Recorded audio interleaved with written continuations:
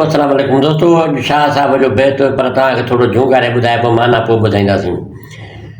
चितड़ूं कर डोरा पोइ पहिरियों चवंदसि पिरीअ खे, पहणनि पेर पिथूं कया बेली तरियूं छिनियूं तो।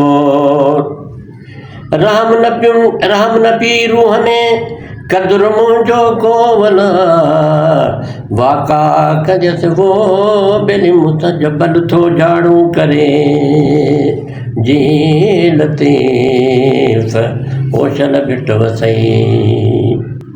दोस्तों जबल खे थी चवे डूंगर खे, त डूंगर डोरापो पहिरियों चवंदसि पिणीअ खे। जंहिं महिल मूंखे पिणी पंहिंजो मिलंदो त तुंहिंजो ई डोरापो चवंदीसांसि पहिरियों, त पहणनि पेर पिथूं कया तरियूं छिनियूं तो।